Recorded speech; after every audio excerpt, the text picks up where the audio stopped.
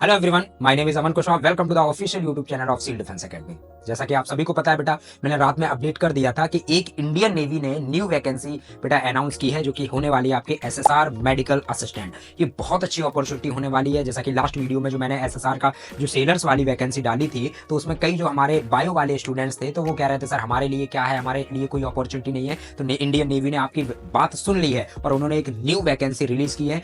और इसमें सबसे इंपॉर्टेंट पॉइंट जो होने वाला है, वो सबसे खास बात यह है, सुन लीजिए फिर से, it is a permanent job. ये एक परमानेंट जॉब है और अग्निवीर के अंतर्गत नहीं आती। इसका अग्निवीर से कोई भी लेना देना नहीं है। तो सारे अलाउंसेस जो मिलेंगे आपको एज अ परमानेंट जॉब की तरह मिलेंगे। सारी सैलरी वगैरह जो भी होगा, क्राइटेरिया, वो सब हम बताएंगे। सिलेबस क्या है, पैटर्न क्या है, एग्जाम कब होने वाला है, क्या डेट्स है, कब वैकेंसी इसका ओपन हुई है, कब फॉर्म फिलअप कब से कब तक होगा, सारे डिटेल वीडियो में हम इसी में बताएंगे। तो आप तब तक स्टे ट्यून करके रखिए। चलिए हम स्टार्ट करते हैं। देखिए, हाँ, हो सकता है ये ओरिजिनल नोटिफिकेशन है तो आपको दिखने में थोड़ा, तो मेरी बात सुने और जो मैं कह रहा हूं उस पर जरा थोड़ा फोकस करें, ठीक है। चलिए देखते हैं जरा। यहां देखिए, सबसे पहले क्या लिखा हुआ है।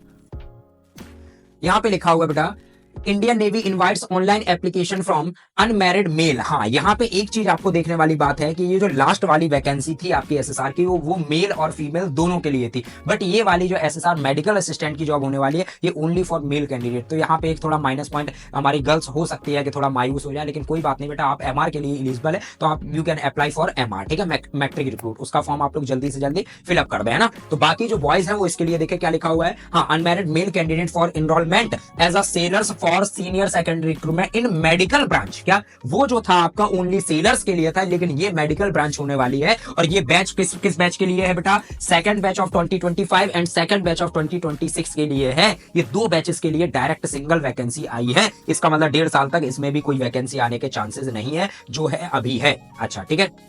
अब देखिए जरा, कुछ लिखा है, एलिजिबिलिटी कंडीशन वगैरह है, सारी चीजें मैं आपको कंफर्म करके बताता हूँ। पॉइंट बाय पॉइंट चलते हैं और जो अननेसेसरी है उन पॉइंट को लीव करते जाएंगे। क्या लिखा हुआ है? Online application are invited from unmarried male candidate. ठीक है, अनमैरिड भैया शादीशुदा नहीं होना चाहिए, पहले ये बता दिया था, ये बात पहले क्लियर हो गई थी। एज क्वालिफिकेशन क्या लिखी हुई है, ध्यान देखें। Qualified in 10th+2 examination with physics, chemistry and biology. ये ध्यान देने वाली है पीसीबी वाले। पीसीएम वालों के लिए कौन सी थी? एसएसआर सेलर्स के लिए। लेकिन ये वाली किसके लिए है बेटा? आपके मेडिकल असिस्टेंट के लिए है, biology. From the boards of school education recognised by ministry of education, बेटा जो आपके शिक्षा मंत्रालय द्वारा है, भारत सरकार के, उससे चिन्हित हुई विद्यालय। और आपका 50% मार्क्स आप लाए हो कम से कम बेटा, टोटल ओवरऑल 50%। और सभी सब्जेक्ट में एटलीस्ट 40% होना चाहिए। सभी सब्जेक्ट मतलब फिजिक्स, केमिस्ट्री, बायो में तो होना ही होना चाहिए। क्लियर है? अच्छा, फिर क्या लिखा हुआ है?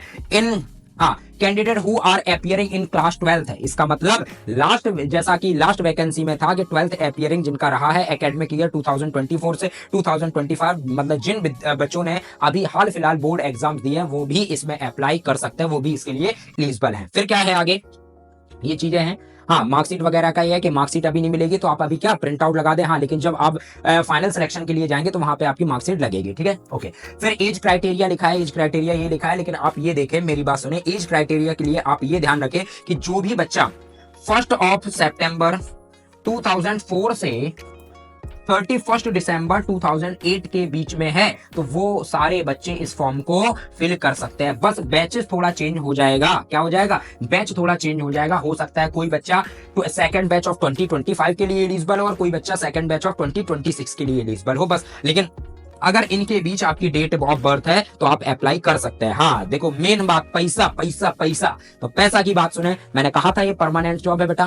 परमानेंट जॉब में इसका मतलब ट्रेनिंग पे आपको पैसा मिलने वाला है, जो पहले मिलता था। आप अगर अपने भाई बंधु कोई रिलेटिव में हो कि एयरफोर्स या नेवी की ट्रेनिंग के ड्यूरेशन में आपको कितना पैसा मिलता है, देखो लिखा है 14,600 ये आपको मिलेगा जब तक आपकी ट्रेनिंग चलेगी, ठीक है। ये बेसिक पे स्केल से प्रमोशन के बाद आपकी सैलरी होने वाली है लगभग 47,000 से 1.5 लाख तक, ठीक है। एमएसपी ये आपको मिलेगा ही मिलेगा भैया 5200 का। तो ये देख लीजिए, ये सारे रुपया पैसा की बात है। उसके बाद ये देखें यहाँ पे सिलेक्शन प्रोसीजर, ठीक है। ये कवर अप वगैरह लिखे हैं, देखो, insurance cover on contribution of 75 lakh for seller is application, मतलब कवर बीमा मिल रहा है आपको। और चीजें देखें, टेंटेटिव डेट्स वगैरह दिए हैं। सिलेक्शन प्रोसेस क्या लिखा हुआ है, अब सुनिए।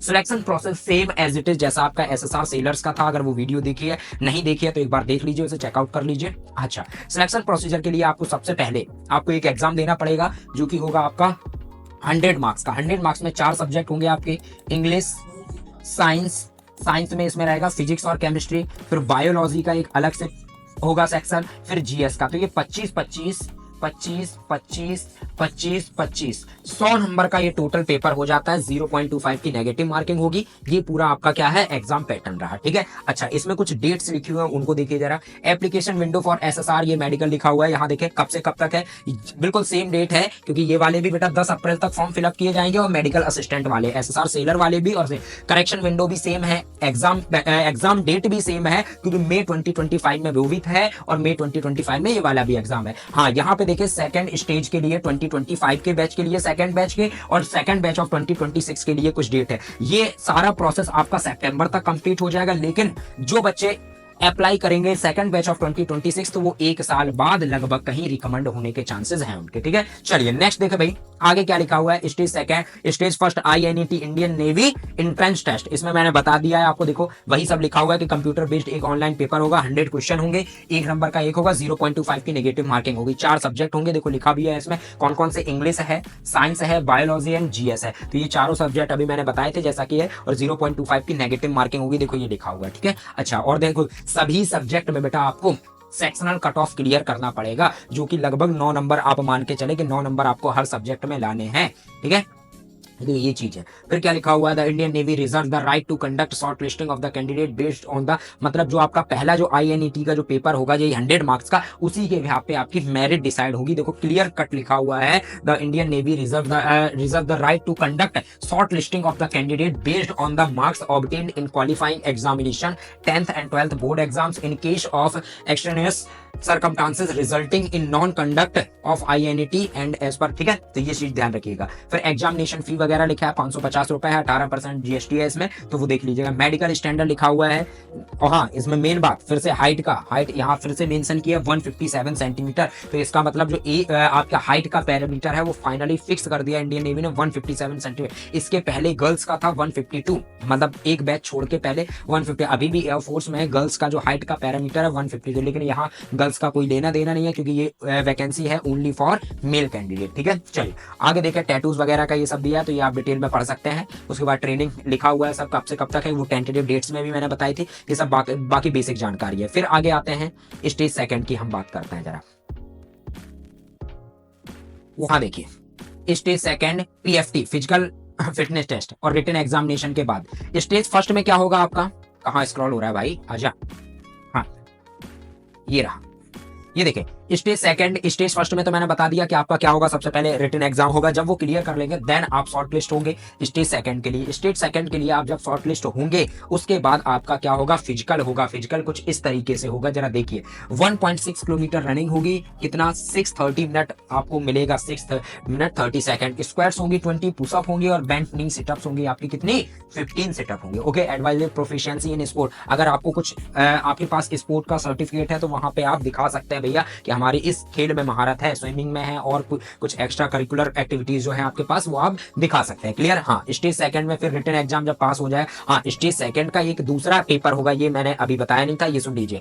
जब आप सबसे पहले आपने 100 नंबर का पेपर दिया, वो क्लियर करेंगे, आपका स्टेज सेकंड का कॉल अप लेटर आएगा। जब आप स्टेज सेकंड के लिए जाएंगे तो सबसे पहले आपका फिजिकल होगा। जैसे ही फिजिकल होगा, जो बच्चे फिजिकल पास कर लेंगे तो उनका एक फिर से 100 नंबर का पेपर होगा। लेकिन मेन बात इसमें यह है कि ये जो 100 नंबर का पेपर होगा ये केवल पासिंग नेचर का होगा, इससे कोई मेरिट नहीं बननी है, और इसमें कोई नेगेटिव मार्किंग भी नहीं है, केवल और केवल आपको पास करना है। सेम सिलेबस होगा, सेम पैटर्न होगा, सब कुछ वही होगा, केवल और केवल आपका पासिंग नेचर का रहेगा। देखो लिखा भी है इसमें, the question paper will comprise 100 question of 1 marks, लेकिन नेगेटिव मार्किंग इसमें कहीं नहीं होती है, केवल और केवल क्या होता है, पासिंग पेपर होता है। फिर मेडिकल का लिखा है, प्रोविजनल सिलेक्ट मेरिट लिस्ट लिखिए, और उसके बाद कहीं ना कहीं आप देखो ये लिखा हुआ है कि आप ये एप्लीकेशन, आपका फोटोग्राफ देखिए, फोटोग्राफ आपको बेटा खिंचवाना है कौन सा, स्लेट में खिंचवाना है, जिसमें क्या दफ्ती रहती है ना आगे, उसमें आपका नाम मेंशन होना चाहिए, डेट ऑफ फोटोग्राफ होना चाहिए, और डेट ऑफ बर्थ होना चाहिए, वो तीनों चीजें मेंशन होनी चाहिए। उसके बाद आपका एक डोमिसाइल सर्टिफिकेट जरूर बनवा ले, डोमिसाइल सर्टिफिकेट बेटा आप इसका इसमें लगता है, यही सारी जानकारी है।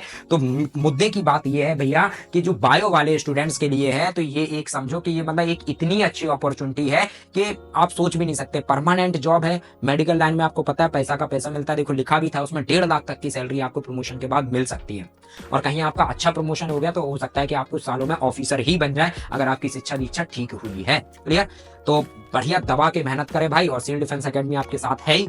जो भी प्रॉब्लम है भाई, बायो की क्लासेस आपको एक्स्ट्रा मिल ही जाएंगी एग्जाम पर्पज से। और बाकी जो सेलर्स वाले बच्चे हैं उनके लिए भी बेटा वैकेंसी है, और वो भी फिल कर दे साथ ही साथ। और जिन बच्चों ने 10th पास कर लिया, उनकी एज वही है 1 सितंबर 2004 से 31 दिसंबर 2008, they can apply for MR matric recruit होता है, ठीक है। तो वो उसके लिए अप्लाई कर सकते हैं, मेल फीमेल बोथ कैंडिडेट, ठीक है। तो अगर कोई भी डाउट है आपका तो comment in the comment section. और जिन बच्चों ने अभी तक वीडियो अगर देख रहे हैं, अगर जानकारी पसंद आई हो ना, तो एक बार लाइक जरूर करके जाए, और सब्सक्राइब का बटन अगर पहली बार आया तो सब्सक्राइब जरूर, 2 बार सब्सक्राइब नहीं करना होता भैया, वो अनसब्सक्राइब हो जाता है। तो एक ही बार आपको बेल आइकन दबाना है, एक ही बार आपको सब्सक्राइब का बटन दबाना है, जिससे हमारी वीडियो आप तक सबसे पहले पहुंच सके, ठीक है। तो ऐसी मोर इन्फॉर्मेटिव वीडियो के लिए हमें बेटा सब्सक्राइब करके रखें, शेयर करते रहिए। चलिए तब तक के लिए थैंक यू सो मच। जय हिंद, जय भारत।